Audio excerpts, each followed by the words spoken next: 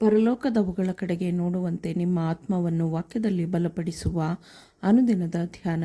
ಇಂದಿನ ಧ್ಯಾನದ ಶೀರ್ಷಿಕೆ, ತನ್ನ ಚಿತ್ತವನ್ನು ನೆರವೇರಿಸಲು ದೇವರು ನಮಗೆ ಸಹಾಯ ಮಾಡುತ್ತಾನೆ. ಈ ದಿನದ ಸತ್ಯವೇದದ ವಾಕ್ಯ, ಬಹು ಹೆಚ್ಚಾಗಿ ಭಯದಿಂದ ನಡುಗುತ್ತಾ ನಿಮ್ಮ ಸ್ವಂತ ರಕ್ಷಣೆಯನ್ನು ಸಾಧಿಸಿಕೊಳ್ಳಿರಿ, ಯಾಕೆಂದರೆ ತನ್ನ ಸುಚಿತ್ತದ ಪ್ರಕಾರ ನಿಮ್ಮಲ್ಲಿ ಉದ್ದೇಶವನ್ನು ಕಾರ್ಯವನ್ನು ಸಾಧಿಸುವಾತನು ದೇವರೇ. ಫಿಲಿಪ್ಪಿಯವರಿಗೆ 2ನೇ ಅಧ್ಯಾಯ 12 ಮತ್ತು 13ನೇ ವಚನಗಳು. ದೇವರ ಆಶೀರ್ವಾದಗಳ ಬಗ್ಗೆ ಮಾತನಾಡಿರಿ. ಸಾಧ್ಯವಿರುವ ಎಲ್ಲ ಸಂತೋಷವಾದ ಆಹ್ಲಾದಕರವಾದ ವಿಷಯಗಳನ್ನು ನಮ್ಮ ಜೀವನದಲ್ಲಿ ತರೋಣ. ಇತರರು ನಮ್ಮನ್ನು ಅನಾವಶ್ಯಕವಾಗಿ ಪ್ರಶ್ನಿಸಲು ಮತ್ತು ಟೀಕಿಸಲು ಹಂಗಿಸಲು ಆರಂಭಿಸಿದರೆ ನಾವು ದೃಢವಾಗಿದ್ದು ಅವರು ಅಜ್ಞಾನದಿಂದ ಮಾತನಾಡುವುದನ್ನು ತಡೆಯಲು ಮೌನವನ್ನು ಪಾಲಿಸೋಣ, ಅಥವಾ ಸಂಭಾಷಣೆಯನ್ನು ಮತ್ತೊಂದು ವಿಷಯದ ಕಡೆಗೆ ತಿರುಗಿಸಲು ನಾವು ದೃಢಚಿತ್ತದಿಂದ ಪ್ರಯತ್ನಿಸೋಣ. ನಾವು ವಿನಮ್ರರಾಗಿ ಪ್ರಾರ್ಥನೆ ವಿಜ್ಞಾಪನೆಗಳನ್ನು ಮಾಡುತ್ತಾ ಕರ್ತನಿಗಾಗಿ ಎದುರು ನೋಡಬೇಕು. ಅಪನಂಬಿಕೆಯ ವಾಸನೆ ಇರುವ ಒಂದೇ ಒಂದು ಮಾತು ನಮ್ಮ ತುಟಿಗಳ ಮೂಲಕ ಉಚ್ಚಾರವಾಗದಂತೆ ನಮ್ಮ ತುಟಿಗಳ ಕದವನ್ನು ನಿಯಂತ್ರಣದಲ್ಲಿ ಇಟ್ಟುಕೊಳ್ಳುವ ಎಲ್ಲ ಪ್ರಯತ್ನಗಳನ್ನು ನಾವು ಮಾಡಬೇಕು. ನಂಬಿಕೆಯ ಬಗ್ಗೆ ನಾವು ಮಾತನಾಡಬೇಕು. ನಾವು ದೇವರಲ್ಲಿ ಕೇಳಿಕೊಂಡಿರುವ ಪ್ರತಿಯೊಂದು ಕಾರ್ಯವನ್ನು ಮಾಡಲು ಕೃಪೆಯನ್ನು ದೇವರು ದಯಪಾಲಿಸಬೇಕೆಂದು ದೇವರಲ್ಲಿ ಕೇಳುವುದನ್ನು ಅಭ್ಯಾಸಿಸಬೇಕು. ಹೀಗೆ ಗೊಂದಲಕ್ಕೊಳಗಾದವರಿಗೆ ನಂಬಿಕೆಯ ಮಾತುಗಳನ್ನಾಡುತ್ತಾ ದಯೆಯ ಕ್ರಿಯೆಗಳಿಂದ ಅವರನ್ನು ರಕ್ಷಿಸಲು ಅವರಿಗೆ ಸಹಾಯ ಮಾಡುತ್ತಾ ನಾವು ನಮ್ಮ ಸ್ವಂತ ರಕ್ಷಣೆಗಾಗಿ ಕೆಲಸ ಮಾಡುತ್ತೇವೆ.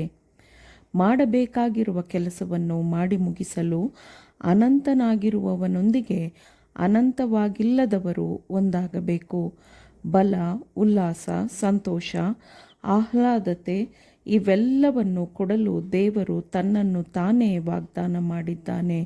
ನಾವು ಆತನಲ್ಲಿ ನೆಲೆಸಿರುವಾಗ ಇನ್ನೊಬ್ಬರ ಮೇಲೆ ಕಪ್ಪು ನೆರಳು ಬೀಳುವಂತೆ ಮಾಡುವ ಮಾತುಗಳು ಬಾಯಿಂದ ಹೊರಬರದೆ ನಿಂತು ಹೋಗುತ್ತವೆ. ಪ್ರತಿಯೊಬ್ಬರಿಗೂ ಅವರವರ ಅನುಭವದಲ್ಲಿ ಯಾವುದಾದರೂ ಕಪ್ಪು ಕಲೆಗಳ ವಿಷಯಗಳು ಇರುತ್ತವೆ ಎಂದು ನಾವೆಲ್ಲರೂ ಜ್ಞಾಪಕದಲ್ಲಿಟ್ಟುಕೊಳ್ಳಬೇಕು. ಇತರರ ಜೀವನದಲ್ಲಿ ಉಲ್ಲಾಸ ಮತ್ತು ಭರವಸೆಯನ್ನು ತರಲು ನಾವು ನಮ್ಮ ಕೈಲಾಗುವಷ್ಟನ್ನೂ ಮಾಡೋಣ. ಅವರಿಗೆ ಇದು ಎಂತಹ ಆಶೀರ್ವಾದದಾಯಕವಾಗಿರುತ್ತದೆ. ಇದಕ್ಕೆ ಪ್ರತಿಯಾಗಿ ಅವರು ತಮ್ಮ ಹೃದಯಗಳಲ್ಲಿ ಸೂರ್ಯನ ಬೆಳಕನ್ನು ತುಂಬಿಸಿಕೊಳ್ಳುತ್ತಾ ಅವರು ಇತರರೊಂದಿಗೂ ಸಹ ಒಳ್ಳೆಯ ಉಲ್ಲಾಸ ತರುವ ಮಾತುಗಳನ್ನು ಆಡುವಂತೆ ಆಗುತ್ತದೆ. ನಾವು ಹೀಗೆ ಮಾಡುವಾಗ ಕರ್ತನು ನಮ್ಮ ಪ್ರಾರ್ಥನೆಗಳನ್ನು ಕೇಳುತ್ತಾನೆ ಎಂದು ನಾವು ಅರಿತುಕೊಳ್ಳುವ ಸ್ಥಿತಿಯಲ್ಲಿರುತ್ತೇವೆ. ಯಾಕೆಂದರೆ ನಾವು ದೇವರಿಗೆ ಮತ್ತು ನಾವು ನಮಗೇ ಸಲ್ಲಿಸಬೇಕಾಗಿರುವ ಕರ್ತವ್ಯವನ್ನು ಪೂರೈಸುತ್ತಾ ಜನರೊಂದಿಗೆ ಸಾಮರಸ್ಯದಿಂದ ಕೆಲಸ ಮಾಡುತ್ತೇವೆ. ನಾವು ನಮ್ಮ ಕೆಲಸವನ್ನು ಪ್ರಾರ್ಥನಾಪೂರ್ವಕವಾಗಿ ಮತ್ತು ಕೃತಜ್ಞತಾಪೂರ್ವಕವಾಗಿ ಮಾಡುತ್ತೇವೆ.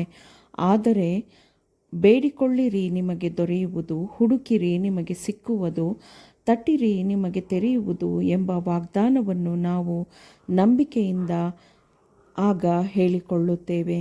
ಹೌದು, ನಾವು ನಮ್ಮ ಪ್ರಾರ್ಥನೆಗಳಿಗೆ ಉತ್ತರವನ್ನು ಕಂಡುಕೊಳ್ಳುತ್ತೇವೆ.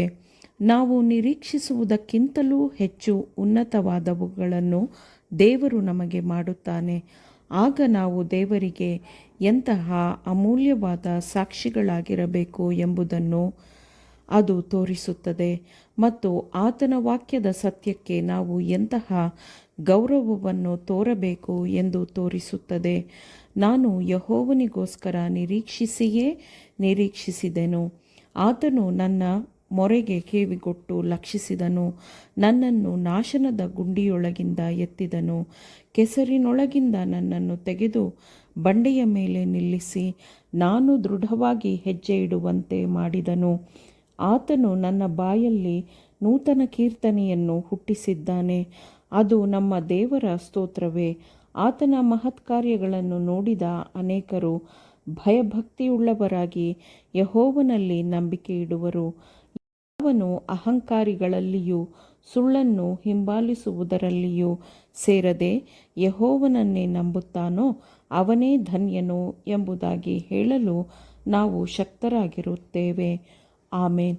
ದೇವರ ವಾಕ್ಯಗಳನ್ನು ಶ್ರದ್ಧೆಯಿಂದ ಆಲಿಸುವವರು ಮಾತ್ರವೇ ಆಗಿರದೆ ಪಾಲಿಸುವವರೂ ಆಗಬೇಕೆಂದು ನಿಮ್ಮನ್ನು ಉತ್ತೇಜಿಸುತ್ತೇನೆ.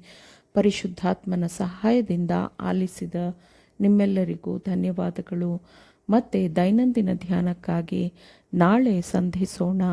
ಆಮೇನ್.